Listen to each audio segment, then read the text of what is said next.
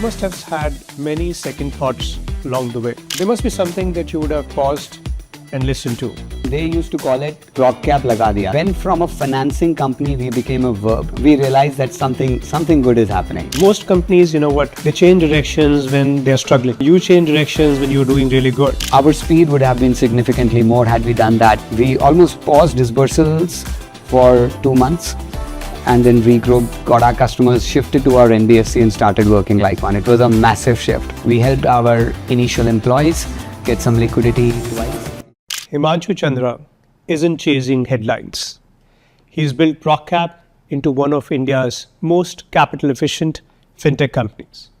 Progcap provides specialized credit in technology infrastructure to underserved retailers and small businesses, unlocking access to working capital where traditional lenders won't look. Over 40,000 crores in financing has quietly moved through their system without high burn and with a model designed for operating leverage, not vanity metrics. They have raised from Tiger, Sequoia, Google, and Creation. But today, we aren't here for origin stories, but how they scaled with discipline. Today, with their own NBFC, broken even economics, and a clear IPO horizon, Progcap is playing the long game and doing so at their own terms. Welcome Himanshu to the show. Himanshu, you underwrite risks for a living, but social media is one asset class you haven't really taken a bet on. We have never seen you there. What made you say yes to this interview? I think, so Sandeep, when we met, I think a few months back, our first conversation was very deep about the business, very deep about how we build the business and what are the metrics we look at, how we scale. We thought you were someone who understood how businesses were built, and we thought we will learn something from you in this experience. I'm glad we're getting a chance to talk about it today. But just one thing, we've been hearing a significant shift from a business model standpoint. The fact that you have moved to an NBFC structure. Now, NBFC, as we all know, is a highly rigorous, RBI controlled, a lot of more governance, more controls, and so on. What drove this shift, Himanshu?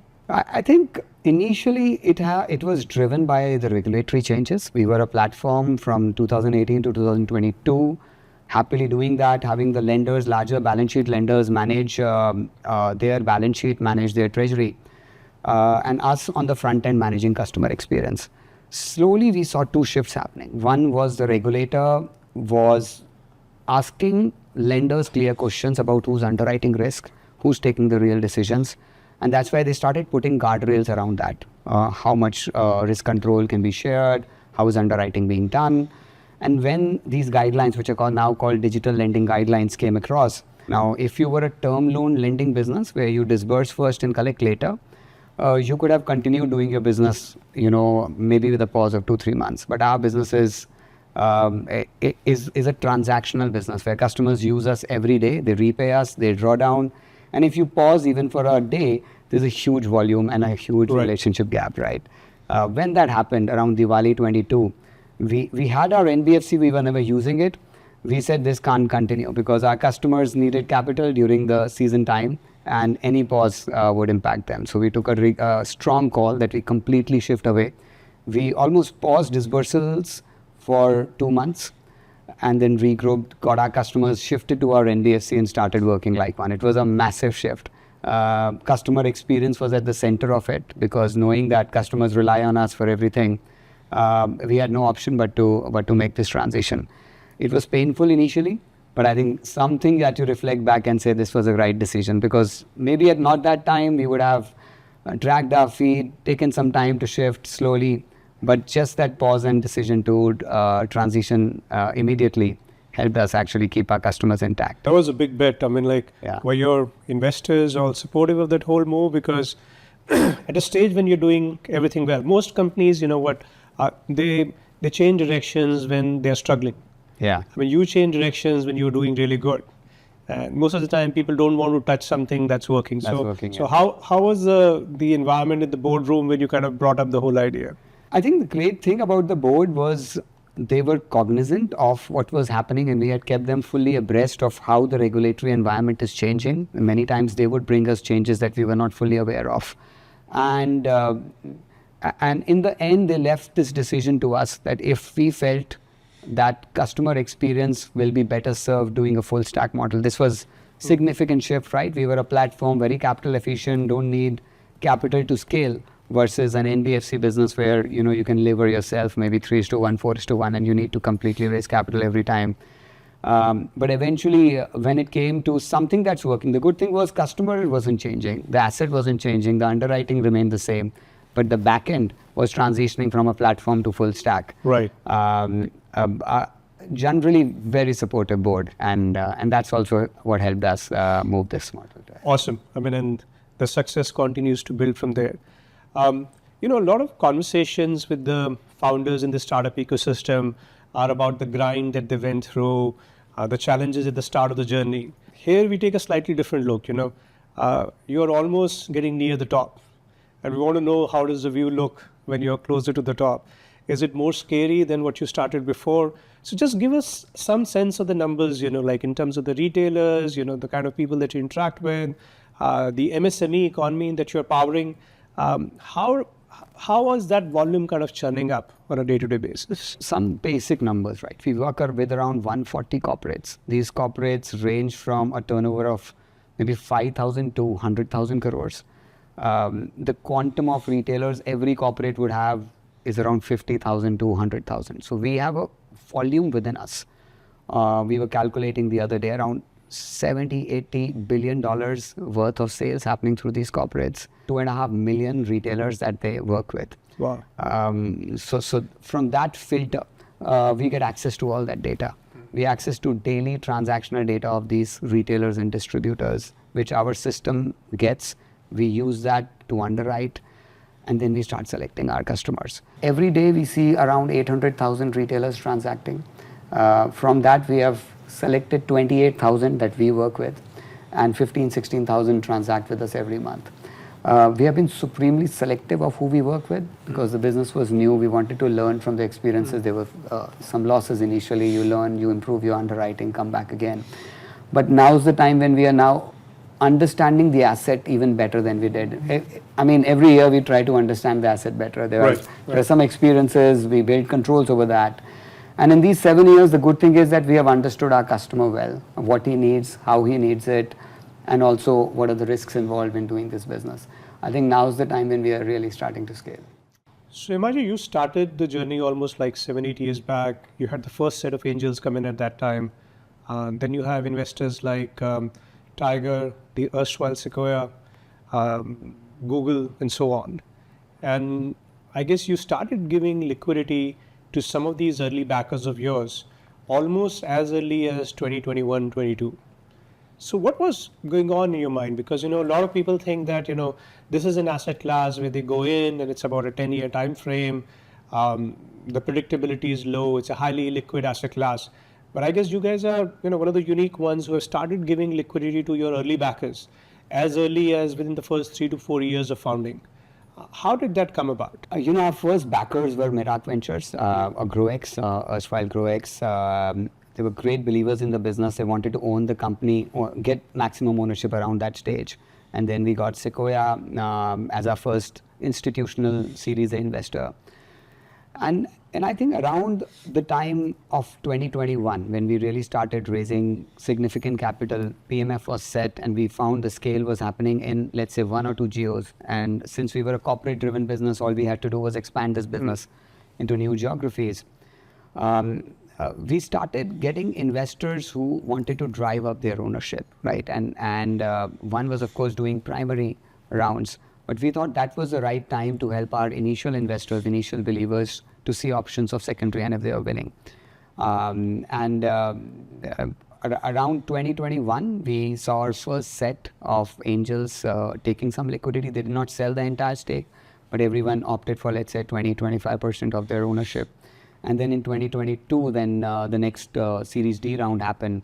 Then the next round of ownership sales happened. We helped our initial employees get some liquidity twice in those 2 rounds as well. Wow. and now as we go ahead and raise more capital, I think we will have primary capital infusion as well as some secondaries happening. That's generally been the mindset, that whenever a new investor comes in, we blend the primary raise with secondary so that there is liquidity for the early believers, early investors, and ownership increase for the new investors. In some sense, you are able to create a good balance, giving liquidity to the early backers, yet giving a bigger chunk of share to the institutional investors who come in. Right. I guess it also keeps your cap table fairly consolidated and clean in that sense. Absolutely. Outstanding. So I think, that's a trend that we are seeing across the board. While the whole concept of secondaries is a fairly new phenomenon in India, globally in the US, we have seen they're growing by about 40% year on year, this asset class. But the IPO piece, I think that's becoming a very active part of the industry as well. Have you guys been starting to think about IPO? What kind of broad timelines do you have in mind? Yeah, I mean, our focus has been to build the best company we can, and then think about how to capitalize that company. But as the direction of the company has moved from a platform which was asset light towards more an NBFC, which will require capital. I mean, our business is to borrow capital and lend it out in the market, and then there's a leverage cap that hits. After that, you have to raise equity. So I think as this cycle will become more common for us, we have also realized the best market for that is the public market. So we believe generally NBFCs that reach scale of around 5,000 to 6,000 crore of AUM are the ones that are ready to go public. We are let's say halfway there. Okay. We are scaling at around 40-50% every year. So we believe 2 to 3 years from now is when we'll be ready. When we'll be ready, we'll see what's the best way to raise capital, maybe going public, maybe raise another private round. Right. I'm sure with the success that you're creating, there's no dearth of capital chasing you. So and you have some of the best investors backing you in the cap table anyway. So I think we look forward to the journey to the IPO end. So imagine the kind of success that you're creating. A lot of businesses take about, almost about 8 to 10 years to reach this position. But we're seeing in the market, the whole cycle is expediting very significantly. So give us a sense of, what was that breakout moment? What was the whole aha thought in your mind when you could sit back and say, guys, we're on the right track. This is a journey which is going ahead the way you would have envisaged at the time you launched the company. Maybe 3 years back, we were sitting in one of the largest corporates that we service. We were in their office and we were waiting for the team to join us. And we saw in the meeting room next to us, there was a presentation going on, all right?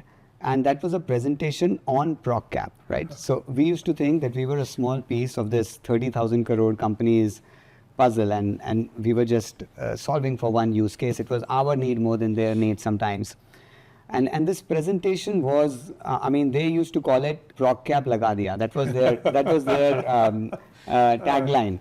And they said that, okay, this is a large distributor financing business that we are doing with large banks. Mm-hmm. We are doing Bajaj Finance at the consumer side, and we are doing Progcap at the retailer side. And when from a financing company we became a verb in that corporate's lexicology, we realized that something good is happening, right? So almost like, let's Google it. Let's Google it, put Progcap in it, right? So in the market, they started saying, put Progcap. And as I would go and meet my distributors and I would start explaining the product, they would say, sir, we know your product. We know about your product. Tell us how can we scale this up. So I think those few moments when more than you, the people you service, they have already got knowledge and they are better able to explain your product, then you realize something good is happening. And maybe it's time to really significantly scale. Awesome. So Himanshu, when you're growing at this kind of a pace, there are lots of metrics, measurements that you talk to about the company.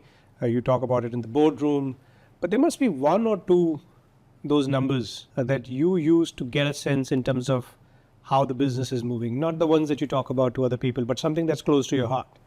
Can you give us some sense on what that metric is and how do you go about kind of looking at the whole piece? So Sandeep, one number, and I hope I don't have to put it in my MIS eventually, but one number that we track very closely internally, it's just Pallavi and me, we keep monitoring this, is something we call routing. So what happens is we are effectively a pause between a seller and a buyer, right? Either it's a large corporate and a distributor, or a distributor and a retailer. And if everything's going well, if your PMF's perfect, then everything that he invoices should be routed through our systems, right? Unless we have block limit or we have under serviced him. And many times when this number is not 100%, it gives us a lot of insights. What is the use case where he didn't use you? Did he have a lower margin? Are our rates too high? Are our terms too difficult to manage? So routing for us is a metric that almost gives us away what the next 3 months are going to look like. Will the utilizations drop? Will there be attrition? So yeah, this is one number. And we have plugged direct data between the seller and the buyer. So we are effectively an operating system for them. They give us all the transactions that they do. And we eventually would fund 30-40% of the retailers in that seller's ecosystem. But we want the 100% of the transactions of those 30% seller buyers to go through us.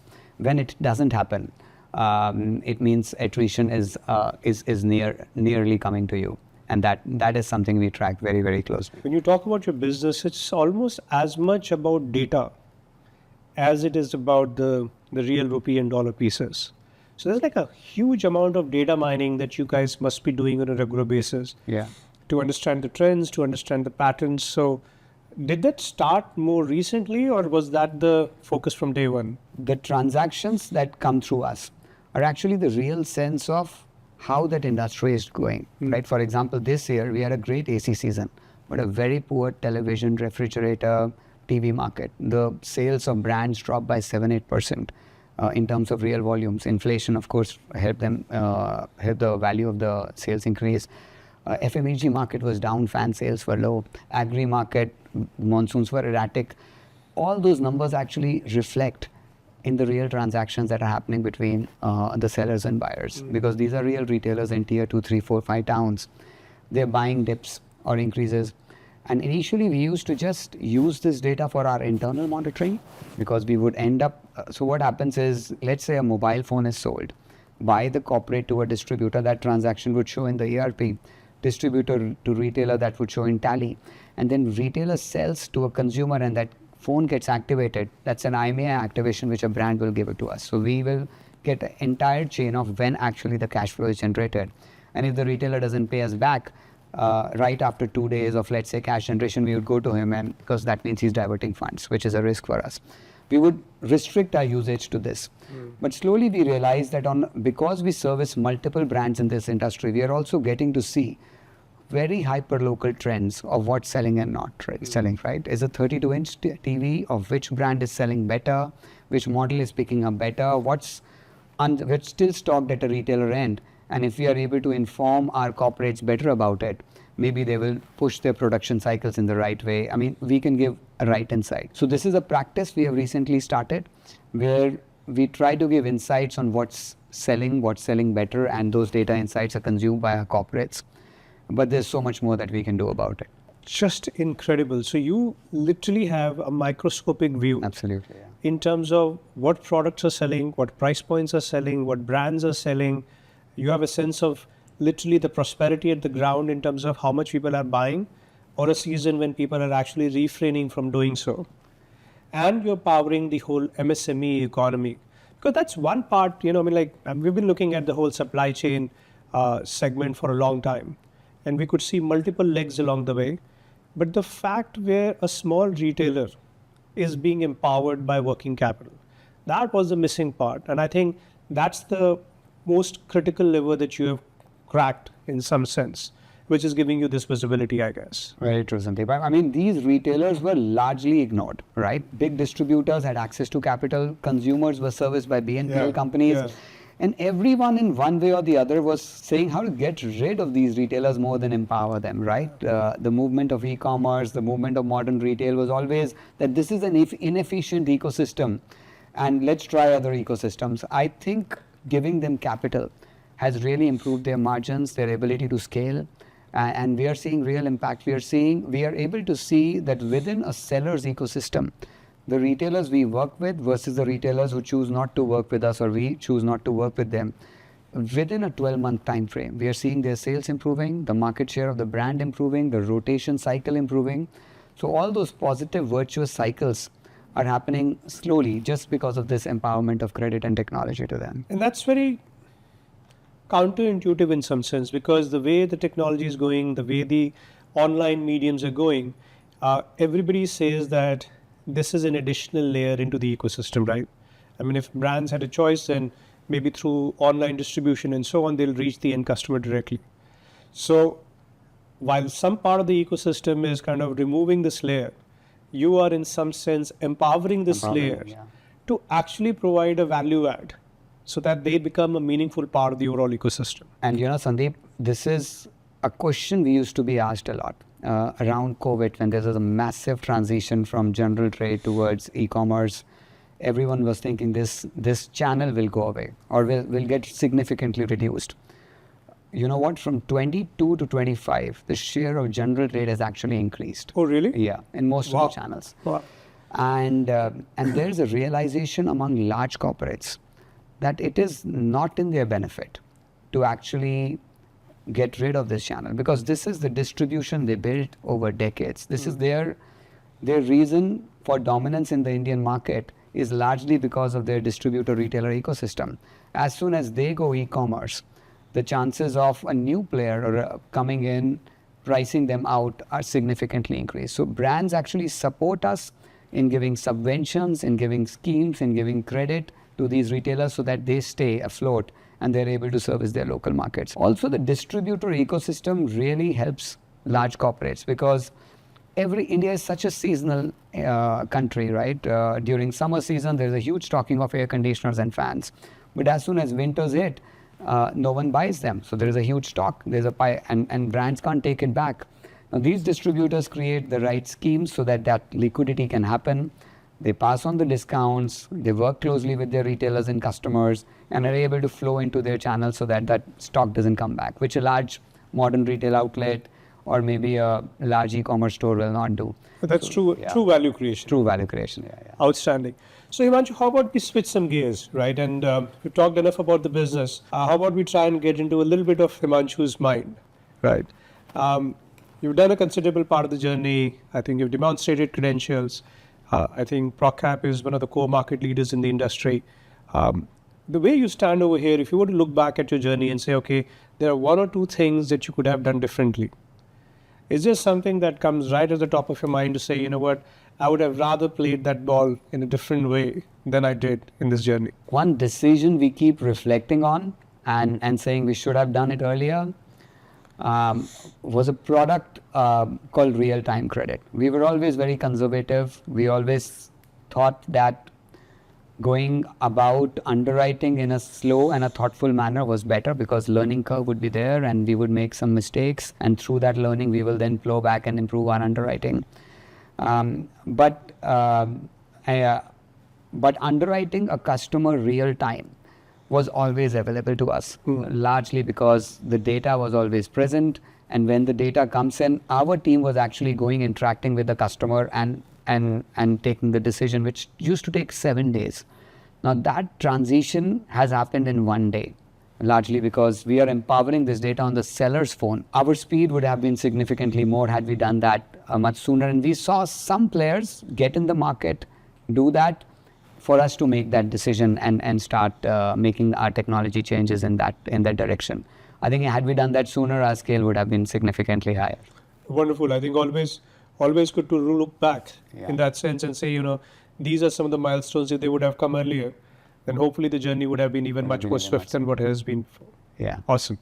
So Himanshu, we talked about, a very microscopic lens with which you have visibility to the entire show happening at the ground retail level. Would love to hear from you, any trend that you may consider super bizarre, or anything that you would truly form, something like which is really heartwarming, right?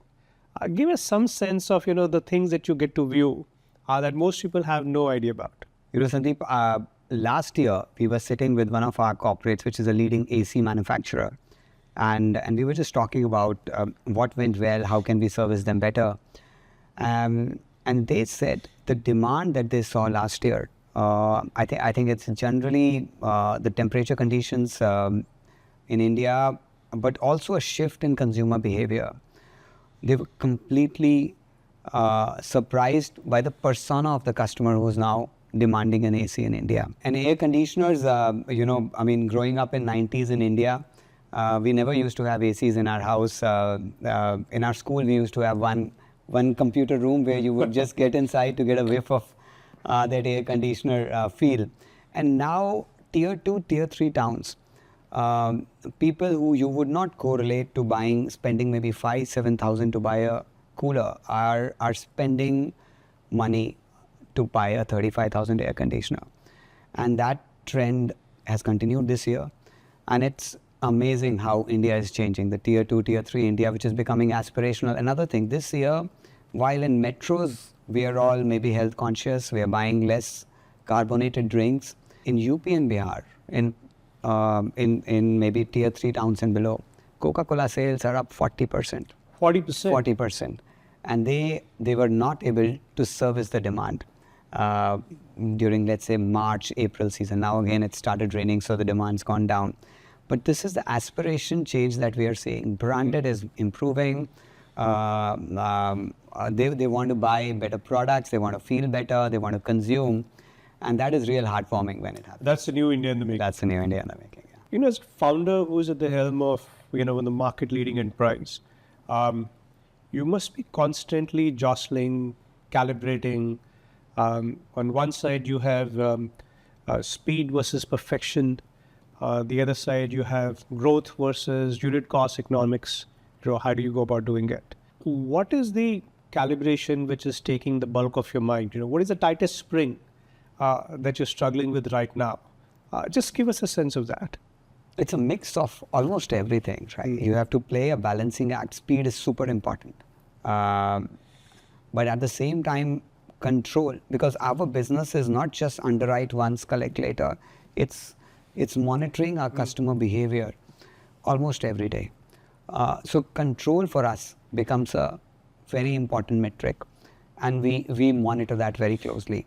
So new customers that join us in, so that's speed, but then controlling the behavior, training the customer to make sure the funds are used in the right direction and there's no diversion of funds.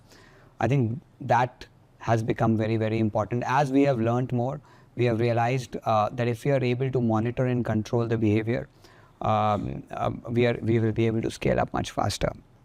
So Himanshu, that brings us almost to the end of our session. And one question that we tend to ask everybody is around the second thoughts. So just curious to know, the journey that you have done, so many ups and downs, so many changes, you must have had many second thoughts along the way. But there must be something that you would have paused and listened to, right? I just want to know maybe one that you're glad you did. Sandeep, I remember, so Pallavi and I are both very product-focused people, but we don't have technology backgrounds, we can't code. And initial thoughts on building our platform was to sit with an outsourced company and work with them to build it. That would save us from having to hire a large tech team, and also to get an expert to do that for us. And I remember as around the time when we signed the contract and we were coming back, we started reflecting and realizing that unless we have this entire vertical in-house, we will not be able to ideate and be flexible, because that team clearly said, you give me very clearly written direction and then nothing can change after that. Speed at which the market has changed, our customer demands have come in. Our team has come, almost every month they come us asking for a new feature, new flexibility, because the customer needs it when the market demands it. If we didn't have this entire function in-house and invested in it in the right time, it would have been very, very difficult for us to build the business the way we have. You're almost as much of a technology firm or a data firm as much you are a finance organization, I guess. Absolutely. I think 20% of our payroll expense is tech. and we keep building new products around it. And yeah, we look at ourselves as a technology and a financing firm, and without it, we wouldn't have. Yeah. And truly the insights that you have unpacked today, I can't imagine it without the depth of the data that you talk about, to have that kind of a visibility to what's happening on the ground. With that note, Himanshu, thank you so much for being here. I know you have a bunch of guys coming in right after this session, so wish you a wonderful day ahead, and thanks for taking time for the session today. Thank you, Sandeep. Absolute pleasure. All right. Have a great day.